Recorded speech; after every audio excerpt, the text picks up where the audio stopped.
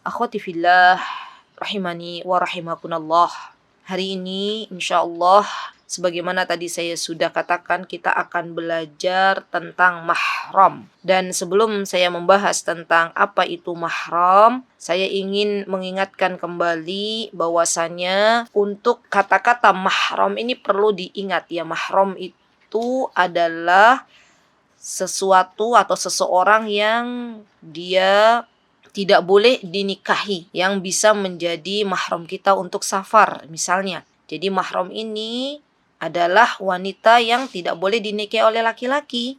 Dan ini disebutnya mahram, bukan muhrim. Karena kita tahu ya, biasanya nih kalau misalnya kita mendengar di kalangan masyarakat, mereka mengatakan, kamu mau pergi sama muhrim ya? Jangan pergi jauh-jauh karena wanita tuh kalau pergi harus sama muhrim gitu ya. Bukan muhrim ya akhwat, tapi mahram. Kalau muhrim itu adalah orang yang sedang dalam keadaan ihram. Nah, mahram ini adalah kita, wanita-wanita yang tidak boleh dinikahi oleh laki-laki atau laki-laki yang tidak boleh dinikahi oleh para wanita. Kita akan membahas sedikit demi sedikit, mudah-mudahan bisa dipahami. Jadi mahram ini terbagi menjadi dua. Silahkan ibu-ibu nanti mencatat seperti apa catatannya, monggo bebas ya. Baik, mahram itu teman-teman dibagi menjadi dua. Ada mahram mu'abbad, ada mahram mu'aqqad. Ya, nanti ibu-ibu dicatat, kemudian dikasih tahu nanti ke anak-anaknya dengan bahasanya ibu-ibu ya. Mahram mu'abbad itu adalah mahram yang tidak boleh dinikahi selamanya. Dan mahram mu'abbad ini dibagi menjadi 3. Ya, kita akan membahas tentang mahram mu'abbad dulu. Yang pertama, karena nasab. Ya, tidak boleh dinikahinya itu karena nasab. Yang kedua, tidak boleh dinikahi selamanya karena ikatan perkawinan atau bahasa Arabnya musaharah. Dan yang ketiga karena persusuan atau bahasa Arabnya karena radha'ah. Di 3 ini mahram mu'abbad yaitu mahram yang tidak boleh dinikahi selamanya. Ya, dibagi menjadi 3 tadi ya, karena nasab, karena perkawinan, dan karena persusuan. Nah, siapa saja? Yuk kita kenalan yuk. Yang pertama, ibu kita. Ya, jadi ibu kandung, kita bilang ke anak-anak ini loh, ummi itu mahrammu kalau kita punya anak laki-laki ya. Ibu, baik itu ibu kandung maupun ibu dari ayah termasuk ya, dan nenek. Terus naik lagi ke atas, simbah, buyut, terus naik ke atas, itu termasuk dari jalur ibu atau dari keturunan dari ibu naik ke atas. Itu semuanya mahram. Yang kedua adalah anak perempuan. Anak perempuan termasuk ke bawah ya. Maksudnya adalah anak perempuan, cucu perempuan, cicit. Ini semua masuk ke dalam mahram. Yang ketiga adalah saudara perempuan. Ya, saudara perempuan misalnya kita punya anak nih, laki-laki. Kita bilang, Mas, ini loh mbakmu, kakak, ini mahrammu. Berarti nggak boleh dinikahi gitu ya. Kita perkenalkan itu kepada anak-anak. Karena yang kita takutkan itu kalau kejahilan atau kebodohan semakin merajalela, mungkin bisa jadi ada anak laki-laki yang menikahi saudara kandungnya, saudara perempuan kandungnya. Subhanallah.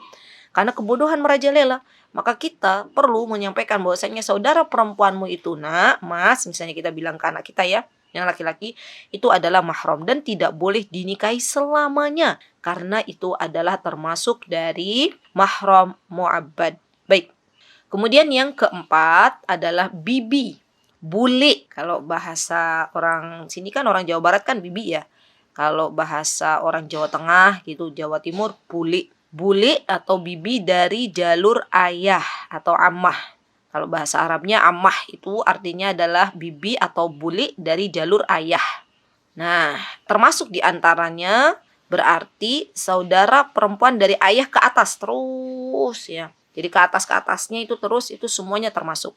Dan yang kelima adalah buli dari jalur ibu atau bibi dari jalur ibu. Disebut bahasa Arabnya khalah. Ini juga termasuk seorang wanita yang tidak boleh dinikahi ya selamanya. Kemudian yang keenam dan ketujuh. Ketujuh itu anak perempuan dari saudara laki-laki. Anak perempuan dari saudara laki-laki dan saudara perempuan. Maksudnya adalah keponakan atau saudara laki-laki keponakan itu tidak boleh dinikahi. Yang keenam tadi anak perempuan dari saudara laki-laki dan saudara perempuan. Baik, itu adalah mahram mu'abbad dari jalur nasab. Jadi kan ada 3 ya. Dari jalur nasab dibagi, bawahnya itu ada 7. Silakan dibikin bagan boleh. Kemudian setelahnya adalah mahram mu'abbad karena perkawinan atau musaharah. Itu ada 4. Yang pertama adalah istri dari ayah. Ini kalau kita punya anak laki-laki ya. Berarti kalau kita punya anak perempuan, ayah tiri. Kalau punya anak laki-laki, berarti ayah tirinya itu dia mahram. Kalau punya anak perempuan, berarti ibu tiri itu juga mahram. Tapi ingat ya, kalau misalnya mahram itu, kalau misalnya dia sudah menikah, ayah ibunya dia sudah menikah dan sudah dukhul, baru dijadikan mahram. Yang kedua adalah ibu dari istri atau ayah dari istri. Maksudnya begini, yang dimaksud adalah mertua. Ayah dari suami kita, ibu dari suami kita, ibu mertua atau bapak mertua, itu semuanya adalah mahram kita. Dan tidak boleh kita nikahi selamanya karena ikatannya ada di ikatan pernikahan. Kemudian yang ketiga adalah anak perempuan dari istri ya, atau anak laki-laki dari ayah. Jadi misalnya begini nih, kita punya ayah tiri, misal kita punya ayah tiri atau punya ibu tiri. Nah, ibu tiri kita atau ayah tiri kita, ini contohnya biar mudah dipahami ya teman-teman, itu bawa anak. Kalau kita punya ayah tiri berarti ayah tiri kita bawa anak dari istri yang dulu. Kalau kita punya ibu tiri misalnya, maka ibu tiri kita bawa anak dari suaminya yang dulu. Ya, bisa dipahami ya. Nah, anak-anak mereka yang dibawa nikah dengan ibu kita atau nikah dengan ayah kita, berarti anak-anaknya mahram untuk kita. Ya, artinya berarti tidak boleh dinikahi. Berarti kakak atau adik tiri ya. Baik, yang terakhir adalah para menantu. Ini juga tidak boleh dinikahi. Subhanallah teman-teman. Saya pernah dengar kasus itu ada mertua nikahin menantunya. Ini nggak boleh nih teman-teman. Dalam Islam itu tidak boleh karena mereka itu mahram dan mahramnya mu'abbad. Ya, mu'abbad berarti selamanya tidak boleh dinikahi karena perkawinan atau musaharah. Baik, yang ketiga adalah mahram mu'abbad karena radha'ah atau karena persusuan. Sebelum saya menjelaskan siapa saja mahram radha'ah atau mahram persusuan, begini. Misalnya, agar lebih mudah untuk bisa dipahami. Jadi begini teman-teman, biasanya nih di Timur Tengah, saya nggak tahu kalau di Indonesia kebiasaan masyarakat Indonesia bagaimana.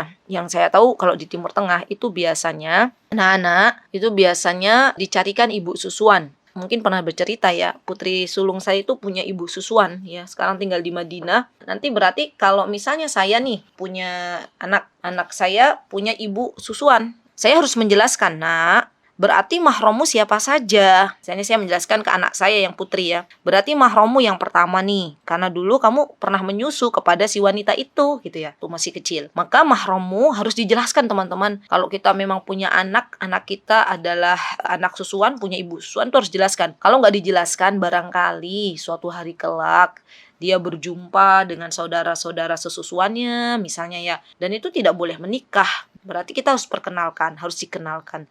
Dan alhamdulillah saya bersyukur kepada Allah Azza wa Jalla, tahun 2015 ya Allah mentakdirkan untuk putri sulung saya berjumpa dengan saudara-saudaranya di Madinah ya alhamdulillah. Baik, berarti yang pertama nih, berarti kita jelaskan kepada anak susuan kita, wanita ibumu ya yang menyusui itu mahram bagimu. Kalau kita punya anak laki-laki, berarti nak, ibumu tuh yang menyusui, ibu susuanmu itu berarti mahram untukmu.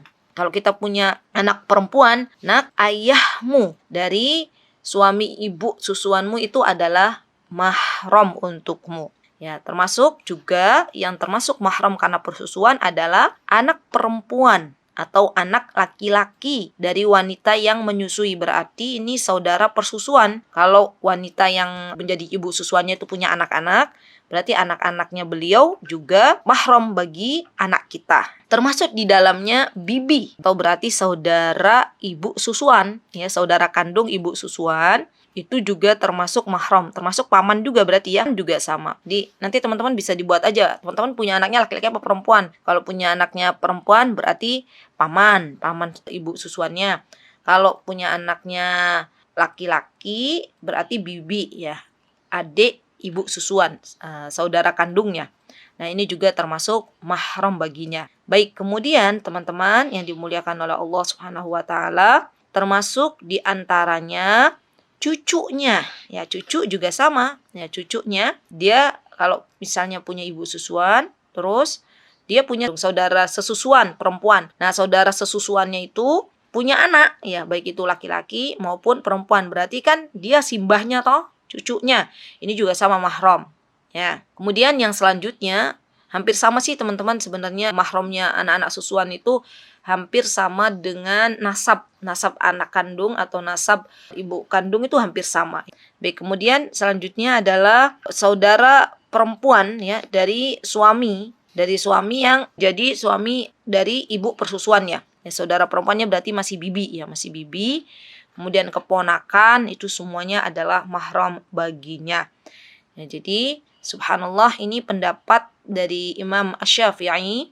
Beliau mengatakan pendapat bahwasanya ibu persusuan itu nasabnya hampir sama dengan ibu kandung. Maksudnya jalur nasab itu hampir sama dengan jalur persusuan. Nah, itu sudah kita bahas ya tentang mahram mu'abbad. Selanjutnya kita akan sedikit membahas tentang mahram mu'aqqad. Mahram mu'aqqad itu adalah mahram yang dilarang untuk dinikahi, sifatnya sementara. Ya, sifatnya sementara. Baik, siapa saja mahram mu'aqqad ini? Yang pertama, mahram mu'aqqad berarti dia adalah mahram yang terkadang dia boleh dinikahi. Di antaranya teman-teman adalah istri yang telah bersuami atau suami yang telah beristri, dan istri orang kafir jika ia masuk Islam. Ini termasuk dari mahram mu'aqqad. Kemudian di antaranya juga adalah wanita yang telah ditalak 3. Maka kan hukum asalnya tidak boleh dinikahi kan oleh suaminya, tapi dia boleh dinikahi lagi oleh suaminya kalau si wanita ini pernah menikah dengan laki-laki lain. Ini nanti kita sudah bahas dalam tafsir surat At-Talaq tentang perceraian. Jadi kalau misalnya ada wanita yang dia sudah ditalak 3, berarti si suami ini nggak boleh rujuk kembali kecuali si istri ini dia pernah dinikahi oleh laki-laki lain. Ini termasuk mahram mu'aqqad. Yang selanjutnya adalah wanita musyrik. Ya, wanita musyrik, wanita yang tidak beriman sampai ia masuk Islam. Ini juga nanti akhirnya boleh dinikahi. Dan ini termasuk dari mahram mu'aqqad. Baik, teman-teman yang dimuliakan oleh Allah Subhanahu wa taala, termasuk di dalamnya adalah wanita yang sedang ihram atau laki-laki yang sedang ihram, itu kan tidak boleh dinikahi sampai ia tahallul. Karena tahallul itu teman-teman adalah rangkaian dalam ibadah umroh atau ibadah haji yang menandakan itu telah selesai. Ya, telah selesai maka disebut dengan tahallul. Nah, ini termasuk di dalamnya adalah mahram. Dan subhanallah teman-teman, mahram ini merupakan masalah yang sangat penting dalam Islam ya. Karena banyak memiliki peran yang sangat luar biasa, yang ini akan menyangkut bagaimana nanti, yang pasti tidak boleh menikah dengan mahram. Maka ini pentingnya untuk kita kenalkan agar nanti jangan sampai anak-anak kita itu menikah dengan mahramnya. Dan mahram juga terutama nih, ini juga penting sekali bagi seorang wanita atau sebagai seorang muslimah, untuk seorang muslimah berkaitan dengan masalah safar. Ya, masalah safar, masalah perwalian ini juga penting ya. Masalah kholwat, berdua-duaan. Ini kalau misalnya kita boleh nggak berdua-duaan sama mahram kita misalnya, boleh, nggak apa-apa. Yang nggak boleh itu kalau kita berdua-duaan dengan yang tidak mahram kita. Ya, kita boleh nggak pergi sama mahram kita safar? Boleh. Yang tidak boleh itu kalau kita pergi dengan laki-laki yang bukan mahram kita. Ya. Nah, jadi sekali lagi mahram itu teman-teman sesuatu yang sangat penting. Dan oh iya saya lupa ya, definisi mahram ya belum belum kita pelajari ya. Definisi mahram ada banyak, para ulama membahas tentang definisi mahram, di antaranya yang paling kontemporer ya adalah pendapatnya Syekh Shalih Fauzan hafizahullahu taala, semoga Allah menjaga beliau. Ini ulama yang masih hidup ya teman-teman. Kalaupun kita bukan orang yang berilmu, minimal kita mencintai orang-orang berilmu. Ya, subhanallah. Karena ketika kita mencintai orang-orang berilmu karena Allah, ya Masya Allah, itu kelak nanti beliau akan bermanfaat untuk kita nanti di akhirat ya teman-teman. Dekatlah dengan orang-orang berilmu karena sesungguhnya mereka adalah wali-walinya Allah Subhanahu wa taala di dunia. Apa yang dikatakan oleh Syekh Shalih Al Fauzan hafizahullah taala, kata beliau, mahram itu terutama kita nih mahram wanita adalah suaminya dan semua orang yang tidak boleh dinikahi selama-lamanya. Baik karena sebab nasab, baik karena sebab pernikahan, ataupun sebab karena persusuan. Ini yang dikatakan oleh Syekh Fauzan. Kalau Ibnu Qudama, beliau mengatakan bahwasanya mahram itu adalah semua orang yang haram untuk dinikahi, yang tidak boleh untuk dinikahi selama-lamanya karena sebab nasab, persusuan, dan pernikahan. Hampir mirip-mirip ya definisi yang dikatakan oleh Syekh Fauzan dan Ibnu Qudamah. Baik. Nah, alhamdulillah kita sudah selesai membahas tentang masalah mahram. Mudah-mudahan nanti bisa dipahami, dan ini merupakan sebuah hal yang luar biasa ya teman-teman untuk kita benar-benar pelajari. Tadi ketika saya mengatakan bahwasanya bibi, berarti nanti teman-teman bikin sendiri paman. Kalau saya mengatakan saudara laki-laki, berarti nanti teman-teman bikin anak laki-laki ya. Dibikin dua bagan. Karena itu untuk menjelaskan kalau kita punya anak laki-laki berarti dijelaskan dengan mahramnya yang perempuan-perempuan itu siapa saja. Kalau kita punya anak perempuan, maka kita menjelaskan tentang siapa mahram laki-lakimu itu siapa saja. Ya, siapa saja. Baik, itu yang bisa saya sampaikan. Barakallahu fiik. Jika ada yang benar, datangnya dari Allah Subhanahu wa taala. Jika ada yang salah, datangnya dari saya pribadi. Saya mohon maaf yang sebesar-besarnya. Aqulu qouli hadza wastaghfirullah li wa lakum. Wa akhiru da'wana anil hamdulillahi rabbil alamin. Wassalamualaikum warahmatullahi wabarakatuh.